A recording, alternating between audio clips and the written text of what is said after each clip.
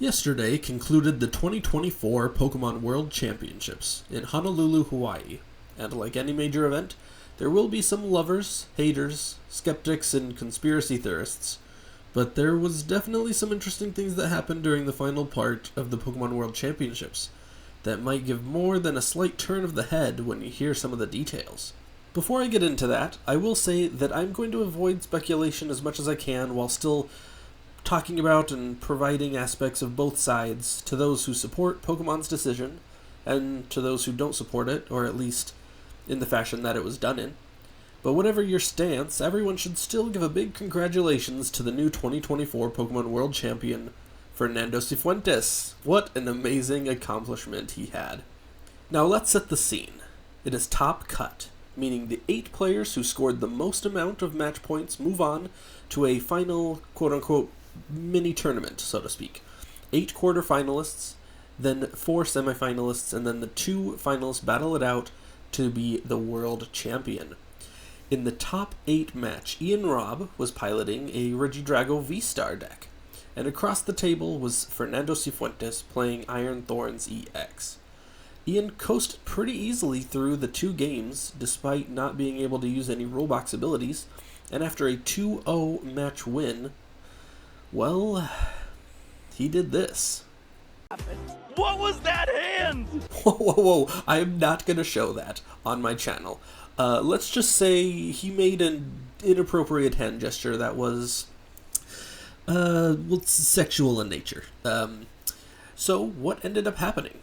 Well, according to multiple top-rated Pokemon websites like Bulbapedia.net and Dexterto.com, Ian Robb was given a disqualification. According to what I have read, a disqualification, not a match loss. There is a huge difference here. So what happens when a player is disqualified at a tournament? Well, in the official Pokemon rulebook under Rule 7.2.6.1, disqualification is the most serious penalty that can be issued at a tournament. Its use should be strictly reserved for the most extreme cases where a player's actions, whether intentional or unintentional, have significantly and negatively impacted the integrity or operation of the entire event. Players who receive this penalty are removed from the tournament and become ineligible to receive any prizes.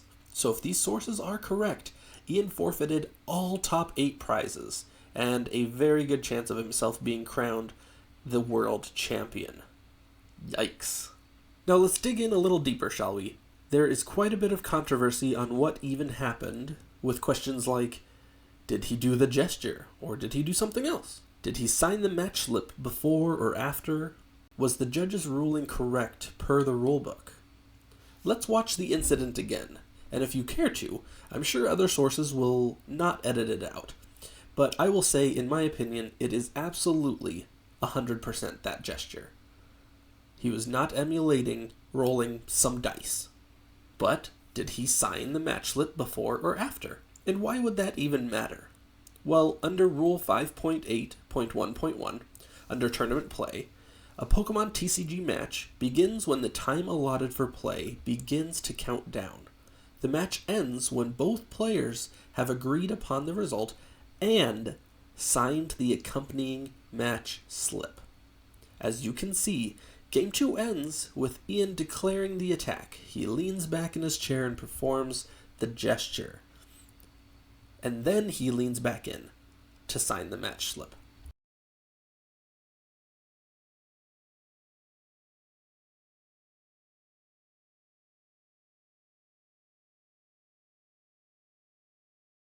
There are a lot of individuals in the Pokemon community who say that the match slip was signed and that Ian should have moved on to top 4 and then been given the match loss, making Jesse Parker, who played Miraidon EX, who ended up losing to Fernando and his Iron Thorns EX, go directly into the finals to go up against Roaring Moon EX.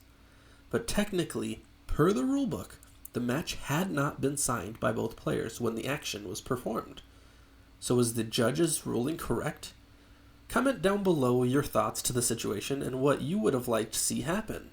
Should the rules be changed? Are they good as is?